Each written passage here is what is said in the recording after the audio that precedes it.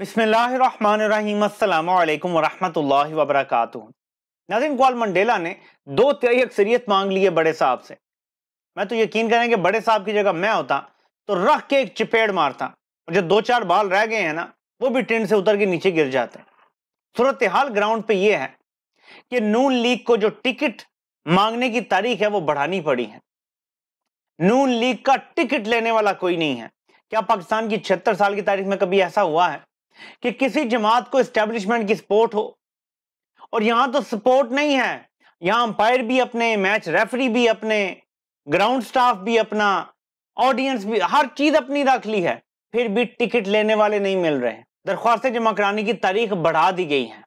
دوسری طرف عمران خان نے جب پہلی بار ٹکٹ کھولے تھے 40,000 لوگوں نے ٹکٹ اپلائی کیا تھا۔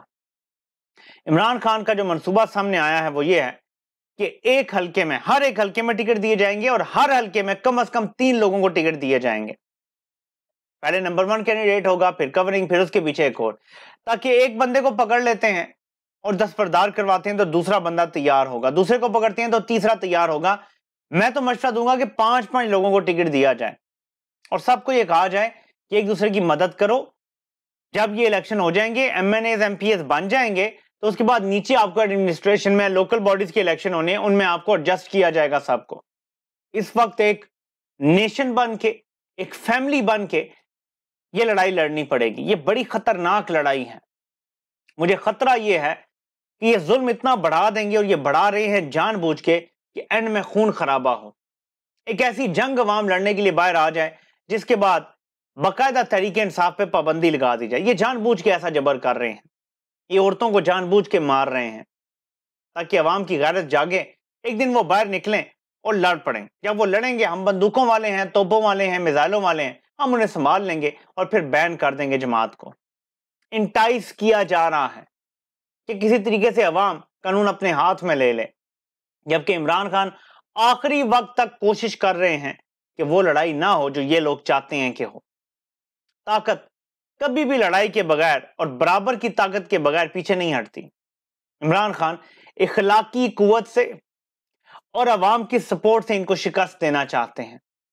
یہ آخری وقت تک عمران خان کی منشا ہوگی کہ اس لڑائی کی نوبت نہ آئے، کیونکہ عمران خان ویسے بھی جنگ و جدل کے حق میں کبھی بھی نہیں ہوئے۔ وہ ہمیشہ پرامن تصفیے کے حل کی بات کرتے ہیں۔ وہ تو افغانستان کی جنگ میں بھی یہی کہتے تھے کہ جنگ میں نہ جاؤ، مذاکرات کر لو، معاملہ حل کر لو۔ اینڈ میں مذاکرات کرنے پڑے۔ عمران خان یہاں بھی جنگ کی طرف نہیں جانا چاہتے، وہ مذاکرات سے ہی مسئلے حل کرنا چاہتے ہیں۔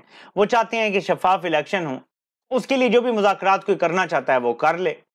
لیکن جو دوسری طرف بیٹھے ہوئے ہیں وہ اس بندے کے ساتھ کھڑے ہو گئے ہیں جا کے جو اپنے حلقے سے اپنی سیٹ نہیں نکال سکتا۔ یہ تازہ ترین سروے کی رپورٹ، اس کو مشورے دیے جا رہے ہیں، بلکہ پورے خاندان کو مشورے دیے جا رہے ہیں کہ دیہاتی حلقوں کی طرف جاؤ اور وہاں سے الیکشن لڑو، شہروں میں تمہارا کوئی چانس نہیں ہے۔ میں آپ کو بتا دوں کہ دیہاتوں میں مزید ان کا کوئی چانس نہیں ہے۔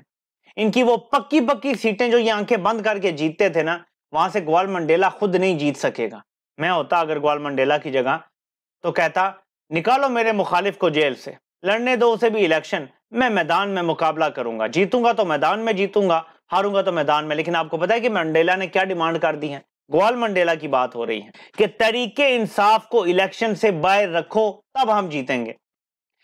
بڑے صاحب نے کہا ہے کہ تم تو بڑے دعوے کرتے تھے کہ میں آؤں گا، ماحول بن جائے گا، پٹیاں پن دوں گا، 100 کے قریب سیٹیں نون لیگ اکیلے جیتنے کی پوزیشن میں ہوگی۔ تو ڈالڈا ملانا بھی آسان ہے، کچھ کام آپ کریں تو باقی ڈالڈا ہم ملا دیں گے۔ آپ تو 20 سیٹیں جیتنے کی پوزیشن میں نہیں ہے، 100 یا 120 جیتنا تو دور کی بات ہے۔ اب آگے سے یہ جواب مل رہا ہے۔ مجھے تو ایسا لگتا ہے، ایسا محسوس ہو رہا ہے کہ گوال منڈیلا جو صورتحال بن گئی ہے، اپنے کیسز ختم کروانے کے بعد لندن بھاگ جائے گا۔ مجھے یہ خطرہ محسوس ہو رہا ہے، یا اگر یہ لوگ بڑی لڑائی عوام سے چاہتے ہیں کہ ہو، اس سے پہلے بھی گوال منڈیلا نے پھر فرار ہو جانا ہے۔ وہ ایسے کسی موقع پہ پاکستان نہیں رکے گا۔ جس طرح سے سارے سسٹم کو موڑ کے توڑ کے منڈیلا کے لیے بینڈ کیا گیا ہے، اس کی کوئی مثال نہیں ملتی پوری دنیا میں۔ اس طرح کا ننگا ناچ سسٹم جس طرح ناچ رہا ہے، اس کی کوئی مثال نہیں ملتی دنیا میں۔ اس کے باوجود یہ ہار رہے ہیں۔ الیکشن جس دن ہوگا، عوام نے ان کو چھٹی کا دودھ یاد دلا دینا ہے۔ آپ کو پتا ہے نون لیگ کیا کیمپین کر رہی ہے؟ اس بار ان کی کیمپین ووٹ کو عزت دو نہیں ہے۔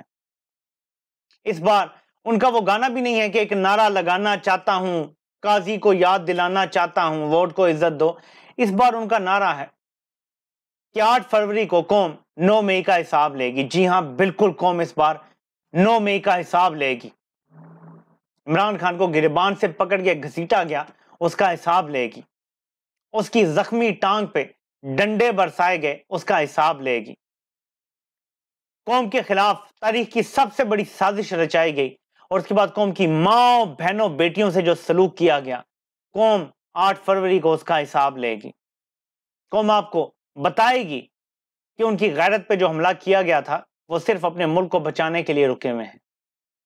کیا آپ کو پتا ہے کہ عمران خان جنگ کی طرف کیوں نہیں جانا چاہتے، مکمل خونی انقلاب کی طرف کیوں نہیں جانا چاہتے؟ کیونکہ وہ بندہ اس ملک سے پیار بہت زیادہ کرتا ہے، اور اس کے جو ووٹرز اور سپورٹرز ہیں وہ بھی اپنے ملک سے حد سے زیادہ پیار کرتے ہیں۔ وہ اس ملک کے اداروں کو بھی تباہ نہیں کرنا چاہتے، اس ملک کی بنیادوں کو بھی ہلانا نہیں چاہتے، لیکن دوسری طرف جو ہیں انہیں ملک سے کوئی سروکار نہیں ہے، وہ اقتدار سے چپکے رہنا چاہتے ہیں۔ عمران خان اپنی حب الوطنی کی وجہ سے، اور یہ شاید اس کی کمزوری بھی ہے، یہ ظلم برداشت کر رہا ہے، لیکن خونی انقلاب کی طرف وہ نہیں گیا ان 18 ماہ میں۔ ورنہ میں آپ کو ایک چیز دکھاتا ہوں، یہ لوگ یہ کہہ کے آئے تھے کہ عمران خان سے ملک نہیں چل رہا۔ صرف ایک یہ فگر دیکھ لیں، اور یہی ہے جو میٹر کرتا ہے۔ پاکستان نے ترقی کرنی ہے تو اس ایک فگر نے ٹھیک ہونا ہے۔ پاکستان کے ٹوٹل اسٹیٹ بینک کے ریزرو آج کی تاریخ میں $7.5 ارب کے ہیں۔ جی ہاں، جب عمران خان گئے اپریل 2022 میں تو $11.5 ارب کے اسٹیٹ بینک کے ذخائر تھے۔ جو کل ذخائر تھے پاکستان کے وہ اب $12.5 ارب ہیں، یا $12.6 ارب کر لیں، اور عمران خان جو چھوڑ کے گئے تھے وہ تھے 17 یا 18 ارب ڈالر کے ٹوٹل ذخائر۔ 18 ماہ میں IMF کا پروگرام بھی لیا، قرضے بھی لیے، پاکستان کی تاریخ کے سب سے زیادہ قرضے ان 18 ماہ میں لیے گئے ہیں۔ عمران خان اپنے پورے دور میں جتنے قرضے لے کے گئے تھے نا، شہباز حکومت نے 16 ماہ میں اس سے زیادہ قرضے لیے ہیں۔ عمران خان کے 3.5 پونے 4 سال کے قرضے تھے تقریباً 18,000 ارب۔ شہباز شریف نے 16 مہینے میں 9,000 ارب سے زیادہ قرضہ لیا ہے۔ تو قرضے بھی تاریخ میں سب سے زیادہ لیے گئے ہیں، اندرونی اور بیرونی ملا کے۔ اس کے باوجود زر مبادلہ کے ذخائر آج بھی وہاں نہیں پہنچ سکے جہاں عمران خان چھوڑ کے گیا تھا۔ مطلب ان سے معیشت نہیں سنبھالی جا رہی، نہ آپ کی ایکسپورٹ اب تک وہاں پہنچ سکی ہیں جہاں عمران خان چھوڑ کے گیا تھا، نہ آپ کی ریمیٹنسز وہاں پہنچ سکی ہیں جہاں عمران خان چھوڑ کے گیا تھا۔ اور اگر وہی ریشو رہتی تو آج پاکستان کے زر مبادلہ کے ذخائر 20 ارب ڈالر سے زیادہ ہوتے ہیں۔ صرف عمران خان کو نہ نکالتے تو آج زر مبادلہ کے ذخائر 20 ارب ڈالر سے زیادہ ہوتے ہیں، 100% 20 ارب ڈالر سے زیادہ ہوتے ہیں، اور اس میں کوئی ڈاؤٹ ہی نہیں ہے۔ اور پچھلا IMF کا پروگرام مکمل ہو کے ہمیں پورا 3 سال کا پروگرام مل چکا ہوتا ہے، جو اسٹیبلٹی پروگرام ہوتا ہے۔ اس طرح کا ڈنگ ٹپاؤ 9 مہینے کا پروگرام بھی نہ ہوتا۔ اس کے باوجود جو گوال منڈیلا کو لانا چاہتے ہیں، میرا ان سے سوال ہے، 90 کی دہائی میں گوال منڈیلا نے ایسا کیا کیا کہ آپ کو اس سے محبت ہوگی اور ملک ٹھیک ہو گیا؟ 2013 سے 2017 کے درمیان گوال منڈیلا نے ایسا کیا کیا کہ آپ کو اس سے محبت ہو گئی اور ملک ٹھیک ہو گیا؟ کوئی ایک چیز بتا دیں جو نواز شریف نے ملک کے لیے ٹھیک کی ہو، ایک چیز، یہ میرا چیلنج ہے، جو نواز شریف نے ٹھیک کی ہو۔ ملک میں منی لانڈرنگ کی بنیاد اس نے رکھی، موٹر وے کک بیکس کی بنیاد اس نے رکھی، پورے میڈیا کو کرپٹ اس نے کر دیا، اداروں تک کو اس نے، جرنیلوں کو مرسیڈیزیں تک رشوت میں دینے کی کوشش کی، عدلیہ کو اس نے کرپٹ کیا، بیوروکریسی کو اس نے کرپٹ کیا، پورے سسٹم کا ستیہ ناش اس نے کر دیا۔ ممبئی لیکس اس نے کیے، ڈان لیکس اس نے کیے، پاکستان کو ہر برائی کا ذمہ دار اس نے ٹھہرایا۔ بھارت کا بیانیہ وہ بولتا ہے، کوئی ایک چیز تو بتا دو جو اس نے پاکستان کی ٹھیک کی ہو، پھر اس کو دوبارہ مسلط کرنے کی کوششیں۔ عوام کو یہ غلامی قبول نہیں ہے۔ سمجھدار لوگ سمجھ گئے ہیں، ان کو نہیں سمجھ آ رہی 8 فروری کو عوام انہیں سمجھا دے گی۔ عمران خان نے واضح کر دیا ہے کہ ٹکٹ سارے میں دوں گا۔ جیل میں بیٹھا عمران خان اس سے خوفزدہ نہیں ہے کہ اس کو عمر قید ہو سکتی ہے، سزائے موت ہو سکتی ہے، یا کوئی سزا ہو سکتی ہے۔ اس کی ایک وری ہے کہ میں فزیکلی فٹ رہوں، اس کے لیے اس نے ایکسرسائز کی مشین مانگی تھی، اور دوسرا یہ کہ باہر ٹکٹ دینے میں کوئی گڑبڑ اور کوئی خرابی نہ ہو جائے، تو ٹکٹ سارے عمران خان نے کہا میں ذاتی طور پہ خود دوں گا۔ وہ بندہ پاکستان کا سوچ رہا ہے جیل میں بیٹھ کے۔ اور ایک گوال منڈیلا تھا، جب کوئی ملنے جاتا تھا، ہاں جی ڈیل دا کی بنیا، ایک نیاری پائے میرے آئے ہیں، اور ایک اس کو ڈیل کی فکر ہوتی تھی، اور جیسے ہی ڈیل ہوئی ملک سے باہر بھاگ گیا۔ ایک عمران خان ہے جو ملک کے بارے میں سوچ رہا ہے، ملک کو سنوارنے کے بارے میں سوچ رہا ہے، بنانے کے بارے میں سوچ رہا ہے، اور دوسری طرف منصوبہ ساز ہیں جو سوچتے تھے کہ جیل میں ڈالیں گے. تو یہ نازوں سے پلا ہوا لاڈلا اکلوتا بیٹا تھا جو اپنی ماں کا، وہ سہ نہیں پائے گا جیل کی سختی. تھوڑی سی سختی کریں گے ٹوٹ جائے گا، پاؤں پکڑے گا، معافیا مانگے گا، ملک سے باہر چلا جائے گا. اس نے کہا میں جیل میں ایڈجسٹ کر گیا ہوں. اور یہ وہیں پہ ہار گئے جس دن اس نے کہا تھا میں جیل میں ایڈجسٹ کر گیا ہوں. یہ وہیں ہار گئے تھے جس دن اس نے گیل کے بجائے کہا تھا مجھے ایکسرسائز کی مشین لا دو، میں یہاں پہ اپنے آپ کو فٹ رکھنا چاہتا ہوں. فلموں میں یہ چیزیں ہم نے دیکھی تھیں کہ ہیرو کو جب جیل میں ڈال دیا جاتا ہے تو وہ ایکسرسائز کرتا ہے، اپنے آپ کو تگڑا بناتا ہے. کیا آپ کو ڈارک نائٹ رائزز مووی یاد ہے؟ اس میں بیٹ مین کو بھی جب ایک پٹ میں گرا دیتے ہیں، قیدی بنا کے رکھ دیتے ہیں، وہاں وہ ایکسرسائز کرتا ہے، اپنے آپ کو پہلے سے زیادہ مضبوط بناتا ہے اور اس پٹ سے باہر نکل کے دکھاتا ہے. عمران خان بھی آج کے دور کا بیٹ مین ہے اور ڈارک نائٹ ایک بار پھر رائز ضرور کرے گا اور اپنے ملک کو بچانے کے لیے ہر قربانی ضرور دے گا.